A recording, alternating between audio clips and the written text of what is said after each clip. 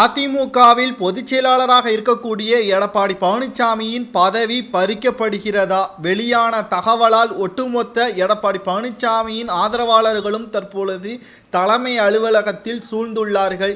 நேற்று மாலை முதல் அதிமுகவில் எடப்பாடி பழனிசாமி உட்பட முன்னாள் அமைச்சர்களின் பெயர்கள் தற்பொழுது கடுமையாக விமர்சனம் செய்யப்பட்டு வருகிறது. கூவத்தூரில் நடைபெற்ற கூட்டத்தை பற்றியான தொடர்ச்சியான விவரங்களுடன் ஆதாரமாக சேலம் தெற்கு மாவட்ட செயலாளர் ஏவி ராஜு அவர்கள் தற்பொழுது தெரிவித்துள்ளார்.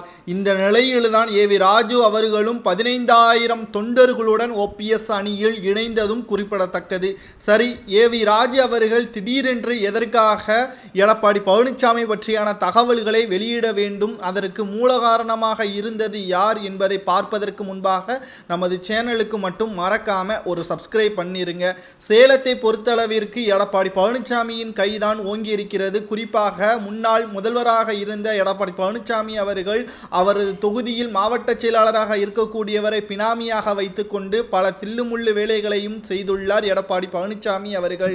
மேலும் அவரது விசுவாசியாக இருக்கக்கூடிய மாவட்ட செயலாளரான எடப்பாடி பழனிசாமியின் பினாமி அவர்களிடம் கொடுத்த 25 லட்சத்தை திருப்பி வேங்குவதற்காக சென்ற பொழுது அது கட்சி ரீதியாக மாறுபட்டு விட்டது. இதற்கு பஞ்சாயத்து வைப்பதற்காக எடப்பாடி பழனிசாமியுடன் கூடியுள்ளனர். ஆனால் தனது பினாமிக்கு சாதகமாக பேசிய எடப்பாடி பழனிசாமி அவர்களை பற்றியான அனைத்து தகவல்களையும் தற்பொழுது ஒன்றுவிடாமல் கூறிவிட்டார் ஏவி ராஜு அவர்கள். தற்பொழுது அதிமுகவில் குழப்பங்களும் எடப்பாடி பழனிசாமி அவர்கள் தில்லுமுள்ளு செய்துதான் அதிமுகவின் தலைமைக்கு வந்துவிட்டார் என்று கூறி அதிமுகவின் மூத்த முன்னாள் அமைச்சர்களும் தற்பொழுது மூத்த நிர்வாகிகளும் நாளை காலை அதிமுகவின் அலுவலகத்தில் கூட்டத்தையும் ஏற்பாடு செய்திருக்கிறார்கள்.